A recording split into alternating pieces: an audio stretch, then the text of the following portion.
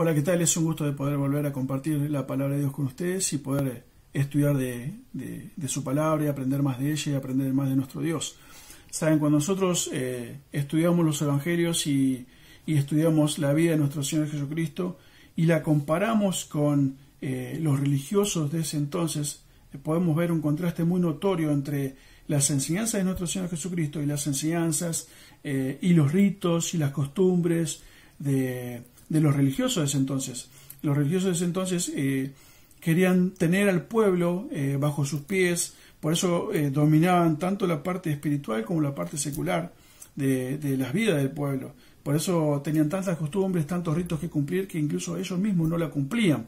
Ahora, cuando el Señor Jesús tenía un encuentro con estos religiosos, el Señor Jesús siempre exponía delante del pueblo la soberbia y el egoísmo, incluso la hipocresía de los religiosos de ese entonces. En uno de esos encuentros lo podemos ver en San Juan capítulo 10, versículo 10. ¿Saben? La última vez que estuvimos abriendo la palabra de Dios y aprendiendo de ella, toqué este versículo, San Juan capítulo 10, versículo 10, y quiero que me acompañen nuevamente a él, ¿sí? San Juan 10, 10. Dice así la palabra de Dios: el ladrón no viene para hurtar, matar y destruir. Yo he venido para que tengan vida y para que la tengan en abundancia. Nuevamente, el ladrón no viene sino para hurtar, matar y destruir.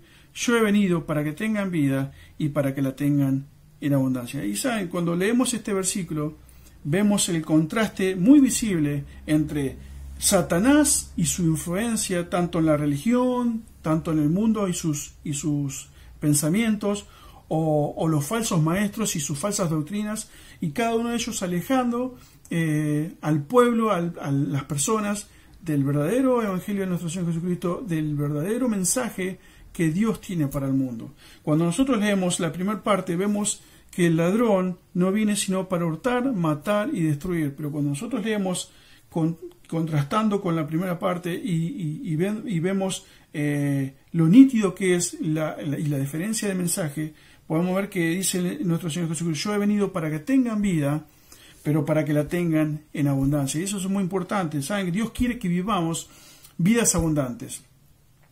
Y Dios quiere que mostremos con nuestro testimonio a Cristo Jesús. Pero Él nos dice: debemos vivir vidas abundantes. ¿Saben? La última vez que estuvimos charlando sobre este versículo, vimos dos aspectos o cualidades visibles que un cristiano debe tener si desea vivir una vida en abundancia.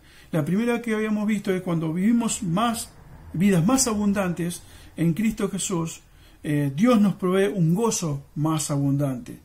Y el segundo punto que hemos visto, cuando vivimos vidas más abundantes en Cristo Jesús, Dios nos provee sentimientos más abundantes, sentimientos mucho más sensibles. Y en esta noche en este momento vamos a ver dos cualidades más que un cristiano que desea vivir la vida cristiana mucho más abundantemente podemos hacer. ¿Saben? Uno de los puntos, un cristiano, el punto número 3 que podemos ver, un cristiano que quiere vivir una vida abundante debe desear un mayor vigor. ¿Saben? Cuando hablamos de vigor, hablamos de empuje, hablamos de fuerza, hablamos de energía, de ímpetu, hablamos de firmeza, hablamos de vehemencia, incluso hablamos de valentía a la hora de llevar el Evangelio del Señor Jesucristo al mundo.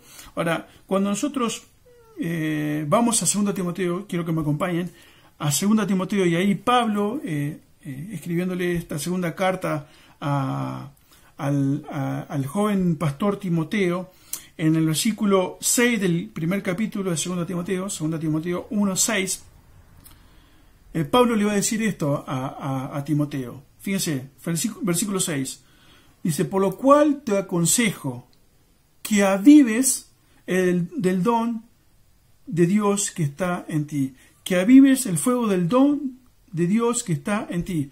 ¿Qué le dice Pablo? Estimula, utiliza el poder que dispones a través de Cristo. Dios te dio el poder para poder predicar, y que avives el fuego, que estimules, que utilices el poder de Dios que hay en ti. Dice, que está en ti por la imposición de mis manos. Y fíjense lo que dice el versículo 7, que es la clave de que avives el fuego y el ánimo que le daba el apóstol Pablo a este joven pastor Timoteo. Dice, porque no nos ha dado Dios espíritu de cobardía, sino de poder, de amor y de dominio propio. Por lo tanto, dice, no te avergüences de dar testimonio de nuestro Señor, porque no nos ha dado Dios espíritu de cobardía, sino de poder. Ahora, Cristo nos llamó a que deseemos más vigor, que deseemos ese espíritu de poder que Dios nos da.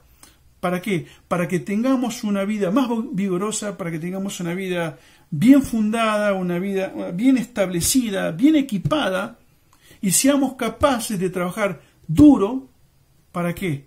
Para cumplir la gran comisión que Dios nos dio. Saben, si ustedes me acompañan a Hechos capítulo 18, vamos a ver una pequeña historia ahí.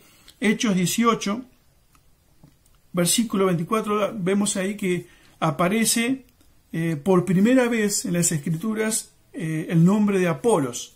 Apolos era un judío de Alejandría, dice ahí en el versículo 24. Vamos a leerlo. Versículo 24 de Hechos 18. Hechos 18, 24. Dice así: llegó entonces a Éfeso un judío llamado Apolos, natural de Alejandría. Fíjense lo que dice Lucas cuando escribe los Hechos y cómo describe Lucas a Apolos. Dice, varón elocuente, poderoso en las Escrituras. Este había sido instruido en el camino del Señor, y siendo de espíritu fervoroso, fíjense cómo lo ve Lucas a Apolos, y siendo de espíritu fervoroso, hablaba y enseñaba diligentemente lo concerniente al Señor, aunque solamente conocía el bautismo de Juan. El versículo 26 dice, y comenzó a hablar con denuedo en la sinagoga, pero cuando lo oyeron Priscila y Aquila, le tomaron aparte y les pusieron más exactamente el camino de Dios. Y queriendo él pasar a Acaya, los hermanos le animaron y escribieron a los discípulos que le recibiesen, y llegado él allá, fue de gran provecho a los que por la gracia habían creído. Pero fíjense lo que dice el versículo 28, porque con gran vehemencia refutaba públicamente a los judíos, demostrando por las Escrituras que Jesús era el Cristo. Y yo quiero detenerme aquí en este último versículo, porque con gran vehemencia, y gran vehemencia acá en el griego, en el original, quiere decir gran vigor, quiere decir vigorosamente, quiere decir poderosamente, quiere decir con mucho empuje, con mucha fuerza, con mucha energía, con mucho ímpetu, con mucha valentía. Dice que refutaba públicamente a los judíos, demostrando con las Escrituras que Jesús era el Cristo. Ahora, cuando leemos este pasaje y vemos la acción de Apolos, como que vemos más patentemente los versículos que leímos anteriormente en 2 Timoteo capítulo 1, que Pablo le escribía a Timoteo. Y podemos volver a decir, porque no nos ha dado Dios espíritu de cobardía, sino de poder. Y saben, Apolos lo sabía muy bien, porque sabía el Dios que él tenía, sabía el poder que Dios le podía dar a través de poder hablarle al mundo del Evangelio de nuestro Señor Jesucristo. Ahora, ¿cuán presente tenemos nosotros esto acá? A veces lo primero que hacemos es excusarnos de que nos da vergüenza, de que no sé, que no me animo, no me sale a predicar personalmente, me da vergüenza de predicarle a mis vecinos, a mis amigos, a mi propia familia, a alguno que encontremos. Muchas veces somos así. Ahora, sin buscar estadísticas, ni leer encuestas o leer informes de distintas iglesias, creo que es correcto decir que gran parte de los cristianos carecemos de un sólido compromiso hacia aquel que nos salvó. Es doloroso decirlo, pero es la verdad. Spurgeon, hablando sobre aquellos cristianos que carecen de un sólido compromiso hacia aquel que nos salvó y de la predicación de la palabra, decía esto sobre estos cristianos. Dice, estos cristianos están desprovistos en su interior del material del cual están hechos los mártires. Bueno, fíjese qué duro que era Spurgeon, este predicador del siglo XIX, este predicador inglés. Decía, están desprovistos, estos cristianos están desprovistos en su interior del material del cual están hechos los mártires. No tienen ninguna tenacidad de convicción, decía, y ninguna firmeza de agarre. Ahora, cuando nosotros leemos esto acá y lo que puso Spurgeon, y la verdad que nos da vergüenza a veces pensar que es así, pero lamentablemente es así. A veces carecemos de esa valentía, de ese poder que tenemos que tener para poder predicar el Evangelio. Y no es porque no lo tengamos, sino porque no lo pedimos y no lo deseamos. Ahora, ahí cuando empezaba la iglesia primitiva, en los mismos Hechos, y creo que me acompañan a Hechos capítulo 6, versículo 3, Hechos 6, capítulo 6, versículo 3, vamos a ver ahí que cuando los apóstoles tuvieron que elegir ayudantes, tuvieron que elegir a los diáconos para que ayuden a las mesas, no eligieron al azar, no le dijeron, vení vos, ayúdame a las mesas, ayudar con las personas. No. Ellos tenían características muy firmes, muy importantes. Y en el versículo 3, cuando a los apóstoles se le presentó el problema, ellos hicieron esto. Fíjense lo que dice el versículo 3. Hechos 6, versículo 3. Dice, buscad pues, dijeron los apóstoles, hermanos de entre vosotros, a 7 varones. Fíjense lo que dice. Estas son las características de estos ayudantes, de estos diáconos. Dice, buscad pues, hermanos, de entre vosotros a 7 varones de buen testimonio, llenos del Espíritu Santo y de sabiduría, a quienes encarguemos este trabajo. Y nosotros persistiremos en la oración y en el ministerio de la palabra.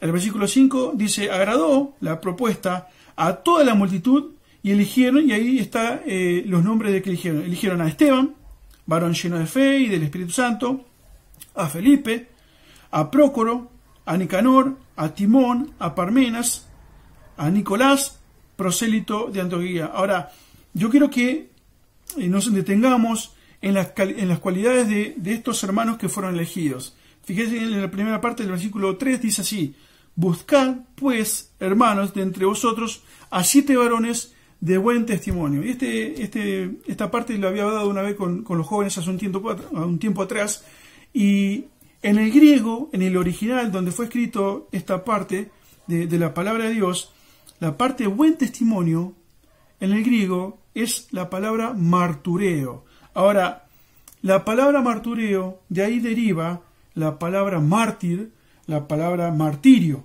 Ahora, fíjense, si nosotros podríamos parafrasear esta parte del versículo 3 que decían los apóstoles, podemos decir, elijamos varones que en sus venas corran sangre de un mártir, que no duden a la hora de dar la vida por Cristo. Y saben, cuando leemos esto y leemos que la palabra buen testimonio quiere decir mártir o martirio, y vemos la lista de los hermanos que fueron elegidos, el primero que está en la lista lo tenemos a Esteban. Si nosotros vamos a los Hechos y seguimos leyendo después de esta parte de la historia, lo primero que podemos ver es Esteban predicando el Evangelio y siendo muerto y siendo el primer mártir de la iglesia primitiva. Ahora, Esteban estaba hecho de sangre de un mártir que tenía buen testimonio. Ahora, cuando nosotros leemos a Spurgeon y decir que hay cristianos que están desprovistos en su interior del material del cual están hechos los mártires, y vemos la vida de Esteban, y vemos la vida de Felipe, y vemos la vida de cada uno de los apóstoles que después dieron su vida y se martirizaron, incluso lo podemos saber a través de la historia, y podemos dar nombres específicos de personas que entregaron su vida y hasta el día de hoy entregan su vida por el nombre del Señor Jesús. ¿Por qué? Porque están provistos en sus venas, en su mente, en su corazón, el ser un mártir y entregar su vida por el nombre de nuestro Señor Jesucristo. Ahora, hermanos, deseemos una vida abundante. Deseemos más vigor, deseemos más vehemencia, como tenía Apolos cuando leímos hace un ratito. cuando él con denuedo y con gran vehemencia refutaba a los judíos y les ponía con las Escrituras, ¿sí?, más fuertemente de que Cristo era nuestro Dios, nuestro Salvador, y cómo las Escrituras hablaban de nuestro Señor Jesucristo. Debemos desear vida abundante, debemos desear más vigor, debemos desear más vehemencia, más fuerza, más fortaleza, más poder, más valentía a la hora de predicar nuestro Evangelio. Eso tendría que ser un deseo constante, diario a nosotros, y que Dios nos pueda proveer de eso a diario cuando tengamos la oportunidad de predicar el Evangelio a alguna persona que se nos presenta. ¿Saben? Deseemos ser buenos y valientes soldados de Jesucristo.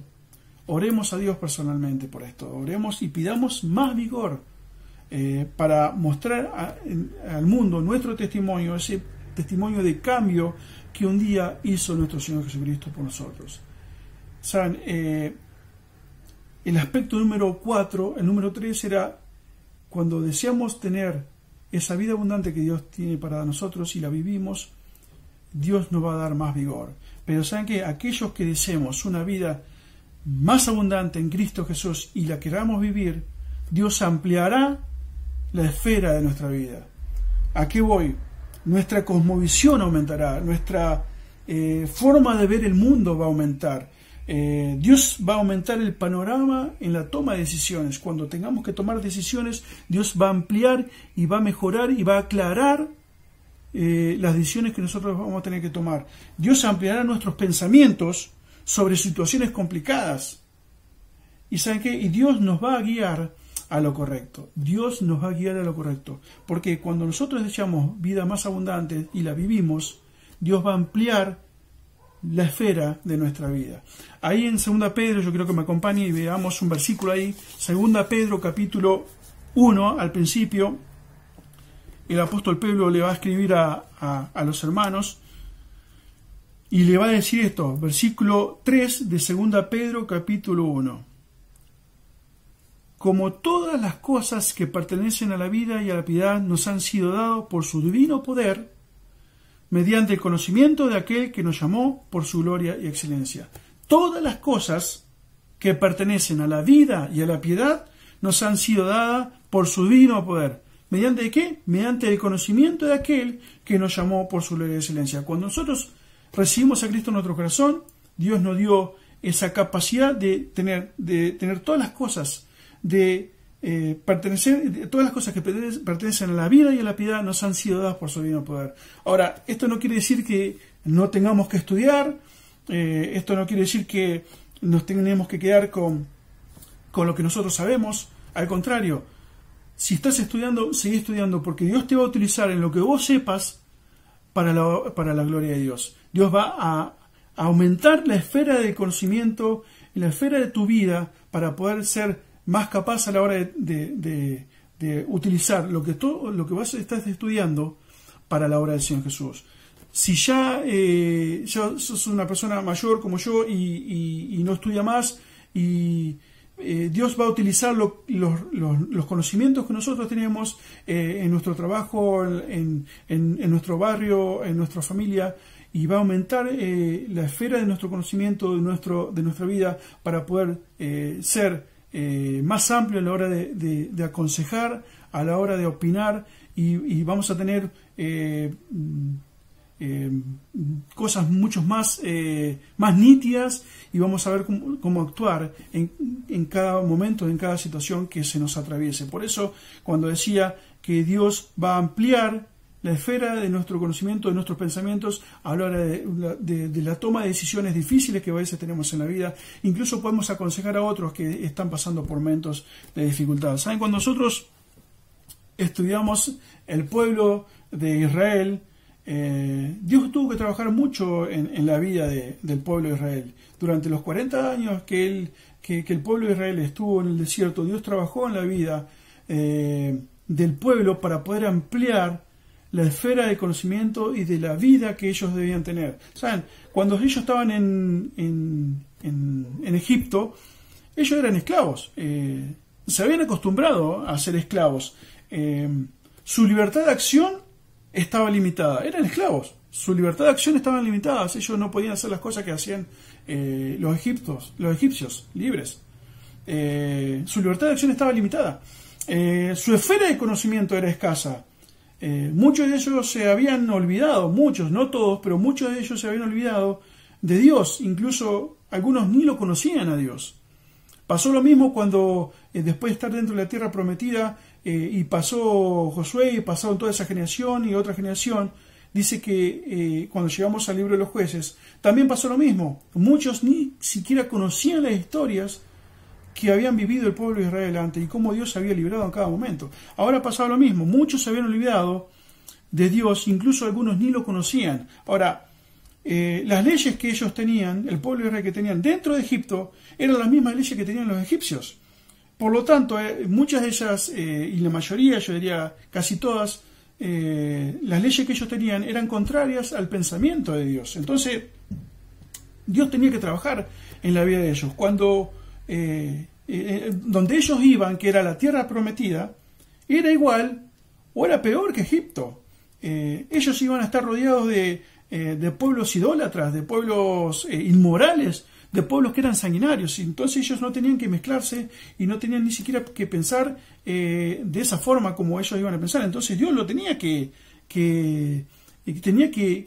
acostumbrarlo, tenía que trabajar en la vida de ellos, tenía que trabajar en la mente de ellos. Cuando salieron de Egipto y tuvieron la primera dificultad, que fue cuando estaban enfrente del Mar Rojo, y lo primero que hicieron fue quejarse.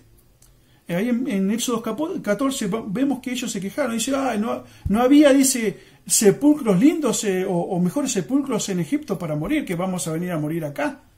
Ahí ya se quejaron. La primera dificultad ya se quejaron. Entonces, Dios tenía que preparar a su pueblo para poder entrar a la tierra prometida. Entonces, Dios aprovechó esa desobediencia, aprovechó las quejas que ellos tenían y las dificultades que ellos tuvieron y cómo desobedecieron. Dios aprovechó para formarlos como su pueblo durante estos 40 años. En el desierto lo podemos ver en Éxodo, lo podemos ver en Levítico, lo podemos ver en Números y lo podemos ver en Deuteronomio, cómo Dios fue preparándolo en todos estos 40 años dentro del desierto, cómo Dios tuvo que ampliar y sintonizar sus mentes a la voluntad de Dios, para que cambien sus hábitos de vida, para que cambien sus estilos de vida. Y lo hizo no solamente a través de los 10 mandamientos que le dio a Moisés, sino que Dios le dictó. Por eso, si nosotros estudiamos Éxodo, Levítico, Números y Deuteronomio, Dios le dictó leyes durante todo ese tiempo. ¿Para qué? Para que cubran todos los aspectos de la vida que ellos tenían que vivir y tenían que saber. Las leyes que Dios le dictó cubrían lo moral. Podemos estudiarlas y vamos a ver que también cubrían lo laboral. Si nosotros lo seguimos estudiando, vamos a ver que Dios cubría a través de esas leyes un sistema de salud perfecto. Dios le iba a enseñar a través de esas leyes sobre economía. Le iba a enseñar sobre política, como el sistema político que ellos iban a tener. Dios le enseñaba a través de las leyes sobre justicia, lo que ellos iban a tener que tener sobre justicia y qué iba a ser la justicia de Dios en el pueblo de Israel.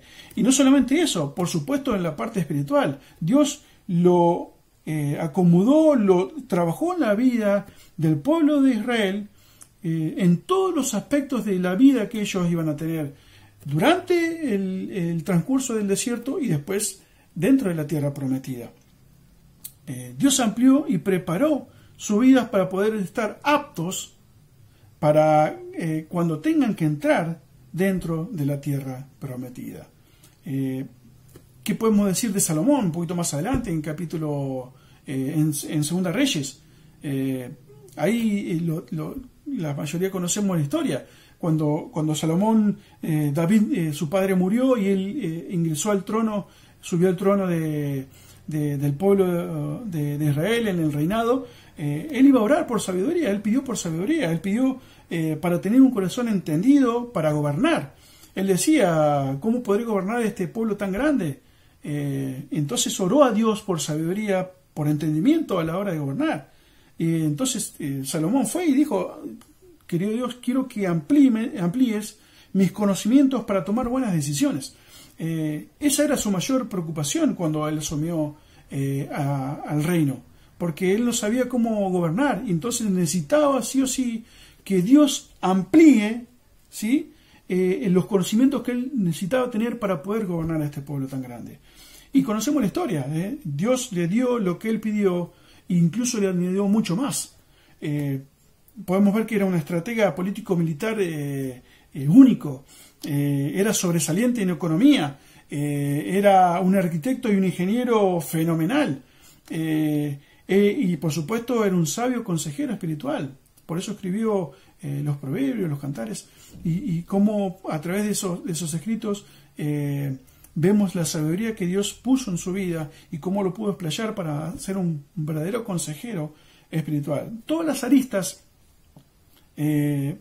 para tomar buenas decisiones en su reinado, Dios la cubrió a través de esa oración que Salomón hizo a Dios. Y cuando vemos este ejemplo, la oración es lo que nosotros debemos tener para poder pedirle a Dios que Él nos dé más vigor para poder predicar su evangelio, que nos amplíe la esfera de nuestro conocimiento, la esfera de nuestra vida, para que podamos ser aptos a la hora de poder dirigirnos, incluso aconsejar al mundo, aconsejar a hermanos, aconsejar a familiares, porque Dios nos da y nos amplía el conocimiento, nos amplía la esfera de nuestra vida.